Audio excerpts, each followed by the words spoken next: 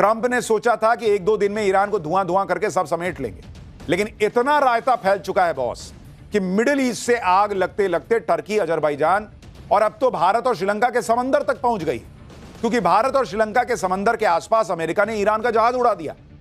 Iran कसम खा के बैठा है कि मैं तो ऐसा ट्रंप के साथ भी करूंगा, बताता हूं तुमको। और ट्रंप ऐसा बनाए हुए हैं कि खुला ऑर्डर दे रखा है कि जो मिले उसे ही उड़ा दो। इसी वजह से ईरान युद्ध का दायरा बढ़ता चला जा रहा है। उधर ईरान भी जिस तरह से पलटवार कर रहा है, उसकी उम्मीद ट्रंप ने की नहीं होगी। भाई ईरान तबाह हो रहा है, इसमें कोई दो राय नहीं है, लेकिन वो कह रहा है कि मैं अमेरिका और इजराइल के पे इतने हमले करूंगा कि अगर तेहरान बर्बाद होगा तो इजराइल भी बर्बाद होगा। ईरान झुकने को तैयार नहीं है। वो दुनिया के सामने मिसाल पेश कर रहा है कि होगा अमेरिका दुनिया का फूफा बन के घूमता, चौधरी बन के घूमता, लेकिन ईरान घुटने नहीं टेकेगा। ईरान मैसेज दे रहा है कि अमेरिका को भी अलबलाने पे मजबूर किया जा सकता है, ट्रंप की हेकड़ी निकाली जा सकती है। अमेरिका और इजराइल के hitech super intelligent multilayer defence system के बाद भी ईरान की मिसाइलें इजराइल तक पहुंच के ठोक रही हैं बॉस। और उधर ट्रंप अमेरिका में खुद गिरते जा रहे हैं। ईरान युद्ध की कॉस्ट बढ़ती जा रही है। युद्ध कब तक चलेगा यह भी ट्रंप के हाथ में नहीं रह गया। आप देखिए कि ईरान युद्ध को ट्रंप की सबसे बड़ी गलती कहा जा रहा है। अमेरिका पर युद्ध का बोझ बढ़ता जा रहा है। ट्रंप ने पहले 4 हफ्ते की टाइमलाइन दी थी, अब अमेरिकी सेना 100 दिन के युद्ध की बात कर रही है। ईरान युद्ध के बाद ट्रंप की रेटिंग माइनस में चली गई है बॉस। युद्ध लड़ने के लिए ट्रंप यूएस कांग्रेस से पैसा मांग रहे हैं कि पैसा तो तब ना उधर मारूंगा। कांग्रेस कह रही कि पैसा कौन ही मार दूंगा मैं तुमको, भागो यहां से। ईरान में तबाही मचाने के बाद भी ट्रंप के हाथ कुछ नहीं लगा है। ईरान तक सीमित रहने वाला युद्ध 14 देशों में फैल चुका है बॉस। और हमने आपको पाठशाला में पहले ही कहा था कि यह युद्ध कोई रूस यूक्रेन का युद्ध नहीं है बॉस। ये जिस तरह से पूरे मिडिल ईस्ट को अपने कब्जे में लेता जा रहा है, यह दुनिया के लिए तबाही के संकेत है। और ट्रंप भले ही अपनी पीठ थपथपाएं, क्या देखो ईरान को मार दिया, लेकिन लोग पूछ रहे हैं कि हासिल क्या किए हो? अगर मार ही दिए हो तो ईरान पलट के तुमको कैसे मार रहा है? ईरान में रिजीम चेंज तो हुआ नहीं, ईरान में लोग सड़कों पे तो उतरे नहीं। जो उतरे वो तो एकजुट हो गए खामेनेई की मौत के बाद। उल्टा ईरान के पलटवार ने दुनिया को हैरान कर दिया। ईरान अपनी सीमित क्षमता के बाद भी न सिर्फ युद्ध लड़ रहा है, बल्कि अमेरिका के सहयोगियों का धुआं धुआं कर रखा है उसने। क्या ट्रंप अब ईरान युद्ध से निकलने का सेफ पैसेज खोज रहे हैं? कैसे ईरान युद्ध भारत के पड़ोस तक आ गया है और ईरान ने क्यों कहा है कि वो 8 साल तक युद्ध लड़ सकता है, आज आपको सब बताऊंगा। ईरान ऐसे कौन से हमले कर रहा है जिसके बारे में अमेरिका तक ने नहीं सोचा था? यूएई क्यों इस युद्ध से अलग हो गया है? कैसे ट्रंप के साथी उनका साथ छोड़ते चले जा रहे हैं? ट्रंप ने कौन कौन से बड़े ब्लंडर कर दिए हैं? देखिए ईरान युद्ध कैसे अमेरिका के हाथ से निकलता जा रहा है और भारत के पड़ोस तक युद्ध पहुंच गया है। आप उसको देखिए। आप देखिए कि कितने देश ईरान युद्ध से प्रभावित हो रहे हैं। भाई ईरान ने अब तक मिडिल ईस्ट के करीब 14 देशों में अमेरिकी ठिकानों पर अपनी मिसाइलें दाग दी हैं, ड्रोन फोड़ दिए। Israel, Iraq, Saudi Arab, UAE, Qatar, Kuwait, Bahrain, Jordan, Oman, Cyprus और अजरबैजान में ईरानी मिसाइलों ने जमकर तबाही मचाई। वहीं नेटो देश तुर्की के ऊपर से ईरानी मिसाइलें उड़ने का दावा है, जिसे तुर्की ने इंटरसेप्ट करके आसमान में ही फोड़ दिया। जबकि लेबनान में इजराइल ईरान के प्रॉक्सी कहे जाने वाले हिजबुल्लाह के ठिकानों पर मिसाइलें बरसा रहा है। अमेरिका ईरान युद्ध की आंच भारत की सरहद तक आ पहुंची। कल अमेरिका ने हिंद महासागर में ईरान के एक वॉरशिप आयरिस डेना को डुबो दिया। इस हमले में अब तक ईरानी नेवी के 87 जवानों के शव बरामद हुए हैं। अमेरिकी सबमरीन ने श्रीलंका के पास इस जहाज पर अटैक किया था। ईरानी शिप आयरिस डेना पर हमले के इस वीडियो को देखकर साफ पता चलता है कि शिप पर पानी के भीतर से मिसाइल अटैक हुआ था और धमाका इतना तेज था कि पानी की लहर करीब 50 फीट ऊपर तक उठी। देख रहे हैं आप, इस तरह से हमला हुआ है और कहा जा रहा है कि यूएस सबमरीन ने अपनी MK-48 टॉर्पीडो से इस शिप पर हमला किया था। आयरिस डेना उन 19 विदेशी वॉरशिप में से एक था जो भारत मेहमान बनकर आया था। इन जहाजों ने 17 और 18 फरवरी को विशाखापत्तनम में हुए इंटरनेशनल फ्लीट रिव्यू में हिस्सा लिया था। राष्ट्रपति द्रौपदी मुर्मू ने INS सुमेधा से इस फ्लीट को रिव्यू किया था। भारत के साथ मिलिट्री एक्सरसाइज में हिस्सा लेने के बाद ईरान का यह जहाज वापस अपने देश लौट रहा था। जब यह श्रीलंका के पास उसके तट से करीब 40 किलोमीटर दूर था, उसी वक्त अमेरिकी सबमरीन ने इस पर मिसाइल दाग दी। दावा है कि ईरानी युद्धपोत पर न मिसाइलें थी न ड्रोन था, यह बिल्कुल निहत्था था। इसलिए सवाल उठ रहे हैं कि इस जहाज से अमेरिका को फिलहाल कोई खतरा नहीं था, तो फिर अमेरिका ने इसको क्यों डुबा दिया बॉस? अमेरिका जो हरकतें कर रहा है, आपको शोले फिल्म का वो गब्बर सिंह याद आ जाएगा बॉस, कि उसने ठाकुर के घर परिवार में निहत्थे बच्चों तक को मार दिया था और सोच रहा था मैंने बहुत तूफानी काम कर दिया। डोनाल्ड ट्रंप ने वही किया है, अमेरिका ने वही किया है कि वहां निहत्थे सैनिकों को तुमने बीच समंदर में मार दिया और अपने आप को चीता समझ रहे हो। वो तुमसे लड़ रहे थे क्या? वो तो बेचारे वहां से वॉर एक्सरसाइज करके वापस लौट रहे थे और उनको मार दिया तुमने अपनी पब्लिक को दिखाने के लिए, सोशल मीडिया पे वाहवाही लूटने के लिए कि देखो मैंने ईरान का एक और जहाज मार दिया। आप सोचिए डोनाल्ड ट्रंप कितना घबराया हुआ है बॉस, कि उसको इधर उधर जो मिले उसको मार के अपने लोगों को दिखाना है कि देखो मैं कुछ तो कर रहा हूं। ईरानी शिप पर हुए हमले के बारे में इंडियन नेवी का भी रिएक्शन आ गया है। भारतीय नौसेना का कहना है कि जब अमेरिका ने ईरान के शिप पर हमला किया तब उन्हें एसओएस यानी संकट का मैसेज मिला था, जिसके तुरंत बाद बचाव अभियान शुरू कर दिया गया और आईएनएस तरंगिनी जो उस साइट के पास मौजूद था उसे रेस्क्यू ऑपरेशन के लिए भेजा गया। वहीं आईएनएस इच्छक लापता लोगों के सर्च ऑपरेशन में लगाया गया है। अब आपको ग्राफिक्स के जरिए बताता हूं कि इस जहाज पर अमेरिकी सबमरीन ने कब, कहां, कैसे हमला किया। देखिए, ईरान का यह जहाज विशाखापत्तनम पोर्ट पर खड़ा था। यहां से श्रीलंका के आगे से होता हुआ अरब सागर की तरफ मुड़ा। इसी वक्त वहां यूएस नेवी की सबमरीन घात लगाकर बैठी हुई। उसने टॉर्पीडो से अटैक कर दिया और ईरान का यह जहाज 2 टुकड़ों में बंटकर डूब गया। अपने निहत्थे जहाज पर अमेरिका के इस हमले पर ईरान तमतमाया हुआ है। ईरान के विदेश मंत्री अब्बास अरागची ने कहा है कि उनके वॉरशिप डुबोकर अमेरिका ने बहुत बड़ी गलती कर दी।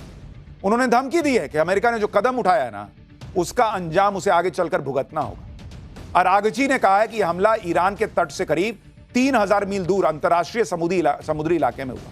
उनके मुताबिक उस समय यह जहाज भारत की नौसेना के मेहमान के तौर पर वहां मौजूद था और उस पर करीब 130 नेवी ऑफिसर तैनात थे। अब ईरान की धमकी का ट्रेलर दिखना शुरू हो गया है। IRGC यानी ईरान रिवोल्यूशनरी गार्ड कॉर्प्स ने दावा किया है कि उसने अमेरिकी ऑयल टैंकर पर हमला करके उसे तबाह कर दिया। ईरान का कहना है कि यह जहाज हॉर्मुज स्ट्रेट को पार करने की कोशिश कर रहा था, जिसे ईरान ने फिलहाल बंद कर रखा है। यानी ईरान ने हॉर्मुज स्ट्रेट से किसी भी जहाज के आने जाने पर पाबंदी लगा रखी है। लेकिन इस अमेरिकी जहाज ने ईरान की धमकी को हल्के में लिया और अब वो धीरे धीरे पानी में डूब रहा है और ईरान हर वो जवाब दे रहा है जिसकी शुरुआत अमेरिका कर रहा है। भाई, इंटरनेशनल वाटर में तुम मार रहे हो, निहत्थे लोगों को मार रहे हो, तो ईरान कह रहा है कि तुम अगर नियम नहीं मानते तो मैं कौन सा युद्ध का नियम मानूं, फिर मैं मारूंगा तुमको। और ईरान न सिर्फ अमेरिकी टैंकर पर हमले कर रहा है, बल्कि उसकी प्लानिंग तो इससे भी ज्यादा बड़ी है। ईरान ने धमकी दी है कि वो इजरायल के न्यूक्लियर पावर सेंटर डिमोना पर हमला कर सकता है। डिमोना न्यूक्लियर साइट को आधिकारिक तौर पर Shimon Peres Negev nuclear research centre कहा जाता है। यह इजरायल के नेगेव रेगिस्तान में एक बेहद गुप्त परमाणु केंद्र बताया जाता है। कहा जाता है कि यहीं पर इजरायल के परमाणु बम रखे हुए और इसे इजरायल की परमाणु बम फैक्ट्री कहा जाता है। इसी पर ईरान कह रहा है कि लोग कह रहे हैं कि ईरान हमला कर सकता है। ईरान के एक सैन्य अधिकारी ने कहा कि ईरान इजरायल की डिमोना न्यूक्लियर साइट पर हमला करने की धमकी दे रहा है। इजरायल की इस न्यूक्लियर साइट का ऑफिशियल नाम Shimon Peres Negev nuclear research centre है, जो नेगेव रेगिस्तान में डिमोना शहर से करीब 13 किलोमीटर की दूरी पर बना हुआ। दावा किया जाता है कि इजरायल ने 1958 में फ्रांस की सीक्रेट हेल्प से यह परमाणु रिसर्च सेंटर खोला था। ईरान के लिए इस न्यूक्लियर सेंटर को निशाना बनाना इसलिए मुश्किल है क्योंकि दावा है कि यह जमीन के अंदर करीब 100 मीटर की गहराई में है। इस एरिया को इजरायल ने पहले ही नो फ्लाई जोन घोषित कर रखा है। परमाणु सेंटर की सुरक्षा के लिए इजरायल ने 3 लेयर की सिक्योरिटी बना रखी है, जिसमें शक्तिशाली आयरन डोम, एरो 3 और David's sling air defence system शामिल है। ईरान ने अमेरिका की नींद उड़ा रखी है बॉस, इजरायल की नींद उड़ा रखी है। अमेरिका के खतरनाक फाइटर जेट F-15 को मार गिराने का फिर से दावा किया है। हालांकि अमेरिका ने इन खबरों का खंडन किया है। ईरानी न्यूज एजेंसी ने एक वीडियो जारी किया जिसमें एक फाइटर जेट आसमान से पहाड़ियों में गिरता दिख रहा है। ईरान का दावा है कि यह अमेरिकी फाइटर जेट है। ईरान की बैलिस्टिक मिसाइल ऐसा मार रही है कि उनके सामने 5-5 लेयर के एयर डिफेंस सिस्टम फेल हो जा रहे हैं बॉस। आप देखिए कि ईरान की मिसाइलें इजरायल के एयर डिफेंस को चकमा देते हुए अपने टारगेट को तबाह कर दे रही है। जो बम फूट रहा है ऐसे ही फूट रहा है भाई ईरान इसके लिए जी जान लगाए हुए, आप वीडियो देखिए। ईरान की एक बैलिस्टिक मिसाइल को रोकने के लिए इजरायली एयर डिफेंस सिस्टम की 2 मिसाइलें लॉन्च होती हैं, लेकिन ईरान की मिसाइल इजरायल की दोनों मिसाइलों को छकाते हुए तेल अवीव में अपने टारगेट को फोड़ देती है। देखिए एक बात समझिए, ईरान अकेला लड़ रहा है बॉस, अकेला, और इधर उसके सामने उसके पड़ोस से लेकर उधर इजरायल तक अलग अलग लेयर के डिफेंस सिस्टम मौजूद हैं, फिर भी वो इजरायल को भी फोड़ रहा है, और जो लोग अमेरिका का साथ दे रहे हैं जो देश, उनको भी फोड़ रहा है। ईरान अगर इजरायल पर 10 मिसाइल मारता है ना, तो उसमें से 1 या 2 ही मिसाइल जाकर वहां गिर पाती है, और वो ईरान के लिए बहुत बड़ी कामयाबी है। क्यों, मैं आपको बताता हूं। क्योंकि ईरान की मिसाइल्स को मल्टी लेयर एयर डिफेंस का सामना करना पड़ रहा है। कैसे हो रहा है आपको दिखा रहा हूं। देखिए ईरान की मिसाइल जब निकलती है ईरान से, तो सबसे पहले तो उसको इराक रोकता है, क्योंकि वो पड़ोस में है, तो उधर से इजरायल तक पहुंचने के लिए पहले इराक से गुजरेगी, इराक रोकता है, वहां पे अमेरिका रोकता है। इराक में अमेरिकी पेट्रियट डिफेंस सिस्टम इन मिसाइलों को रोकता है। यहां से जो मिसाइल बच गई, मान लीजिए 10 छोड़ा, 2 बर्बाद हो गई, 8 निकली, वो आगे जाती है, आगे सीरिया और जॉर्डन के एयर स्पेस में इंटर करती है। जॉर्डन भी ईरान की मिसाइलों को इंटरसेप्ट करता है, और इस समय तक इजरायल के फाइटर जेट्स मिसाइलों को नष्ट करना शुरू कर देते हैं, क्योंकि बगल में तो है नहीं, यहां से निकले 5 मिनट में पहुंच गए। पहले जैसे ही निकलता है इराक के ऊपर 2-4 फोड़े, वहां से मैसेज चला जाता है कि भाई बाकी बच गया, तेरे तरफ आ रहा है। जैसे ही वो पता चलता है कि आ रहा है, इजरायल अपने फाइटर जेट उड़ा देता है और रास्ते में नष्ट करना शुरू करता है। इसके बाद भी कुछ मिसाइल इजरायल बॉर्डर तक पहुंची जाती। इन मिसाइलों को मेडिटेरेनियन सी में तैनात अमेरिकी नेवल शिप रोकती है। फिर इसके बाद भी कुछ मिसाइल इजरायल की सीमा में दाखिल होती है। अब जो इजरायल पहुंच गई, उसके लिए ऐसा नहीं कि गया पहुंच गया अब मारता हूं मैं, वहां 5 लेयर का एयर डिफेंस सिस्टम अलग एक्टिव कर रखा है Israel. Arrow missile system, third missile system, Patriot system, David Sling system, Iron Dome system, ये 5 लेयर है वहां पे बॉस। इन सब के बाद भी कुछ ईरानी मिसाइलें इजरायल पर गिर रही हैं, तेल अवीव और हाइफा जैसे शहरों को नुकसान पहुंचा रही हैं। आप सोच रहे हैं बॉस, ईरान का जज्बा देखिए आप, उसको पता है कि सब घेर के मार रहे हैं, लेकिन लड़े जा रहा है, क्योंकि वो कह रहा है कि तुमने सोच लिया कि मेरे पास परमाणु बम है, इसलिए मैं मर जाऊं। तुमको लगता है कि मेरे यहां लोग जो है सत्ता परिवर्तन चाहते हैं, इसलिए तुम घुस के हमारे सुप्रीम लीडर को मार दोगे, इसलिए मैं मर जाऊं। ये ईरान नहीं बर्दाश्त कर रहा है, और वो लड़ रहा है सबसे। ईरान की मिसाइलों को 9 लेयर का एयर डिफेंस सिस्टम का सामना करना पड़ता है। इतने तगड़े एयर डिफेंस सिस्टम के बाद भी ईरान की मिसाइलें इजरायल में तबाही मचा रही हैं, तो ये ईरान के लिए बड़ी कामयाबी है। और इसलिए अमेरिका और इजरायल दोनों जो है ना अलबलाए हुए हैं, ट्रंप अलबलाए हुए हैं, क्योंकि उन्होंने सोचा नहीं था कि ईरान ये कर देगा। और इस अलबलाहट में उनको जो सामने दिख रहा है उसको फोड़ने की कोशिश कर रहे हैं। अमेरिका और इजरायल ईरान पर 3 तरफा हमले कर रहे हैं, एक जमीन से, दूसरा आसमान से, तीसरा समंदर से। यह अमेरिकी नेवी के वॉरशिप का वीडियो देखिए, एक के बाद एक मिसाइलें लॉन्च हो रही हैं। बताया जा रहा है कि तेहरान को तबाह करने के लिए अमेरिका अपनी खतरनाक मिसाइलों का इस्तेमाल कर रहा है, जिससे ईरान को ज्यादा से ज्यादा नुकसान पहुंचाया जा सके। अपने ऊपर हो रहे हमलों से इजरायल से लेकर अमेरिकन एलाइज जो हैं वो इतना परेशान हो गए कि वो ईरान को एकदम मिट्टी में मिला देने पर आमादा है। तो भाई एक बात बताओ, तुम तो कह रहे थे कि तुम वहां लोगों के लिए सत्ता परिवर्तन करना चाहते हो, जब पूरा घर ही मिट्टी में मिला दोगे तो मेन डोर का लॉक चेंज करोगे। मेन डोर के पीछे जब कुछ बचा ही नहीं, पूरा घर तुम मिट्टी में मिला दिए, फोड़ दिए, तबाह कर दिए, तो मेन डोर का लॉक क्या चेंज कर रहे हो? जब मासूम लोगों को मार ही दिए तो किसके लिए ये सब कर रहे हो? आप सोचिए अमेरिका की सनक क्या है, उसको खुद नहीं पता वो क्यों कर रहा है। और मैंने आपको पाठशाला में बताया था कि डोनाल्ड ट्रंप अपने ऊपर जो आया है ना कि भाई ये आदमी पे सुप्रीम कोर्ट ने कह दिया कि पैसा लौटाओ दुनिया भर का, अप्रूवल रेटिंग आज की डेट में माइनस में चल गई है। ये करोगे तो माइनस में ही ना जाएगी। आप देखिए कि अमेरिका और इजरायल के हमले से ईरान धुआं धुआं हो रखा है। यूएस ने ईरान के सनंदाज में कई बड़े हमले किए हैं। ये तुम जो कर रहे हो अमेरिका, ये तुम ईरान में खुशहाली लाने के लिए कर रहे हो। कुर्दिस्तान प्रांत में इमाम अली मिलिट्री बेस को तबाह कर दिया अमेरिका ने। पूरा इलाका धमाकों से कैसे थर्रा रहा है आप देखिए जरा।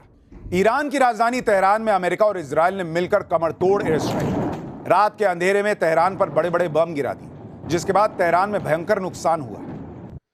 आप सोचिए दुनिया की क्या हालत हो रखी है कि दुनिया में कोई डोनाल्ड ट्रंप से पलटकर नहीं पूछ रहा कि एक बात बताओ, अगर तुम परमाणु बम फोड़ने निकले हो तो रिहायशी इलाके में क्या बम गिरा रहे हो? वहां फ्लैट नंबर 4/320 में जो है वो तुम्हारा परमाणु बम रख के बैठा है क्या ईरान?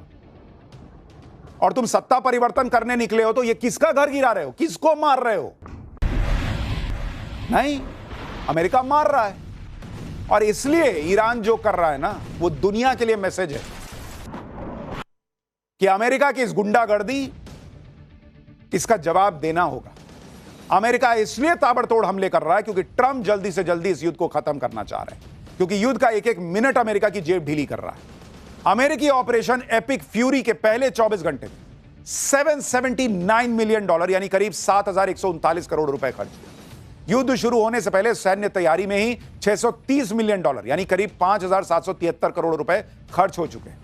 सैन्य तैयारी और पहले दिन के हमले की लागत मिलाकर 12,830 करोड़ रुपए खर्च हो चुके। यूएसएस गेराल्ड आर फोर्ड युद्धपोत और स्ट्राइक ग्रुप की एक दिन की लागत करीब 60 करोड़ रुपए आती है। अमेरिका ने फारस की खाड़ी में 2 युद्धपोत तैनात किए हुए, जिनका रोजाना का खर्चा 130 करोड़ रुपए आ रहा है। ईरान युद्ध पर अमेरिका का लगभग $65 बिलियन यानी करीब 6 लाख करोड़ रुपया खर्चा हो सकता है, ऐसा माना जा रहा है। अगर युद्ध 2 महीने से ज्यादा चल गया तो यह खर्च $200 बिलियन यानी करीब 18 लाख करोड़ रुपए से ज्यादा हो सकता है। इसके अलावा अमेरिका जो नुकसान हो रहा है वो तो अलग है, जैसे ईरान ने अमेरिका का $1 बिलियन का रडार उड़ा दिया। अमेरिका के 3 F-15 फाइटर जेट तबाह हो चुके हैं। अमेरिका में तो युद्ध का खर्च बताने के लिए एक वेबसाइट शुरू कर दी गई है, जिसमें युद्ध का खर्चा कितना हो रहा है वो पर सेकंड डिटेल पब्लिक को दी जा रही है। हर सेकंड पब्लिक देख सकती है कि देखो ट्रंप तुम्हारा कितना पैसा उड़ा रहा है। इसी तरह से इजराइल पर भी युद्ध का बोझ बढ़ रहा है। इजराइल 2023 के बाद से ही युद्ध में, पहले हमास के खिलाफ, अब ईरान के खिलाफ जंग लड़ रहा है। ईरान युद्ध में इजराइल का वीकली खर्चा 27,000 करोड़ रुपए से ज्यादा है। युद्ध की वजह से इजराइल की इकोनॉमी को वीकली यानी हर हफ्ते 13,700 करोड़ रुपए से ज्यादा का नुकसान हो रहा है। अमेरिका को यह भी नहीं पता कि जिस युद्ध में इतना खर्च हो रहा है वो युद्ध कितने दिन चलना है, उसको हासिल क्या होना है। यूएस सेंट्रल कमांड ने पेंटागन को रिक्वेस्ट भेजी है, ज्यादा इंटेलिजेंस अधिकारी भेजने की मांग की है, जो 100 दिन तक ईरान युद्ध को सपोर्ट कर सके। ट्रंप को समझ आ रहा है कि बिना फंडिंग के युद्ध नहीं लड़ पाएंगे वो। इसके लिए ट्रंप ने अमेरिकी कांग्रेस से फंड की डिमांड की कि लाओ यार, पैसा तो उधर मारना है। ट्रंप ने अमेरिकी कांग्रेस से $50 बिलियन यानी करीब 4.5 लाख करोड़ रुपए से ज्यादा का इमरजेंसी फंड मांगा है। ट्रंप की डिमांड पर अमेरिकन कांग्रेस ने कहा कि वो इमरजेंसी फंड जरूरत पड़ने पर पास करेंगे। अमेरिकी कांग्रेस के मुताबिक इमरजेंसी फंड का प्रस्ताव वो सही तरीके से पास करेंगे। यानी यहां भी ट्रंप फंस गए, क्योंकि कांग्रेस कह रही है कि वो सही तरीके से फंड देगी, ट्रंप की तरह नहीं कि एक साइन कर दो और जो चाहे फैसला कर लो। ट्रंप जिस तरह की सनक दिखा रहे हैं उसका अमेरिका में खुलकर विरोध हो रहा है। ट्रंप खुद को पीस प्रेसिडेंट कहते हैं, लेकिन अमेरिका में लोग अब खुलकर ट्रंप को वॉर मॉन्गर कह रहे हैं और ईरान के खिलाफ हो रहे युद्ध का विरोध कर रहे हैं। आप तस्वीरें देखिए, अमेरिकी संसद में आर्म्ड फोर्स से जुड़े मामले की सुनवाई के दौरान हंगामा हो गया। संसद के अंदर ही पूर्व अमेरिकी मरीन सैनिक ब्रायन मैकगिनिस ने ईरान युद्ध का प्रोटेस्ट कर दिया। वो कह रहे थे कि हमें इजराइल के लिए युद्ध नहीं लड़ना चाहिए। इसके बाद पूर्व अमेरिकी सैनिक को जबरन बाहर निकाल दिया गया। ट्रंप की रिपब्लिकन पार्टी के सीनेटर टिम शीडी भी पूर्व सैनिक को धक्का देकर बाहर निकालने लगे। सुरक्षा कर्मियों ने उसे जबरन बाहर निकालने की कोशिश की, जिसमें उसका हाथ टूट गया। लगभग 20 से 30 सेकंड तक पुलिस और सीनेटर उन्हें दरवाजे से बाहर निकालने की कोशिश करते रहे। इसी खींचतान के दौरान उनका हाथ दरवाजे में फंस गया और टूट गया। ईरान युद्ध पर हो रहे बेहिसाब खर्च पर अमेरिका में जमकर पॉलिटिक्स हो रही है। अमेरिकी सेनेटर बर्नी सैंडर्स ने ईरान युद्ध के लिए ट्रंप को आड़े हाथों लिया है। बर्नी सैंडर्स कह रहे हैं कि हमने पहले ही पेंटागन को $1 ट्रिलियन दे रखा है, अब ट्रंप को $500 बिलियन फिर चाहिए। ट्रंप ने ईरान में जो युद्ध शुरू किया है उसके लिए ज्यादा पैसे मांग रहे हैं। इसका जवाब है नो। हमें अमेरिकी पब्लिक पर पैसा खर्चा करना चाहिए कि न कि अंतहीन युद्ध में। यानी डोनाल्ड ट्रंप के पास के सामने दो मुसीबत है। एक, उनके महंगे महंगे हथियार खत्म हो रहे हैं। दूसरा, उनका पैसा खत्म हो रहा है।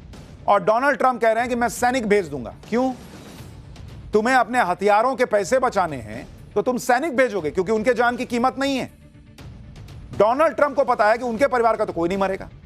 डोनाल्ड ट्रंप तो भाई प्रेसिडेंट है, बॉस, उनको क्या होना है। जाओ सैनिक, तुम मरो, तुम लड़ो, तुम मरो, कम पैसे में लड़ना। यह अमेरिका का हाल है।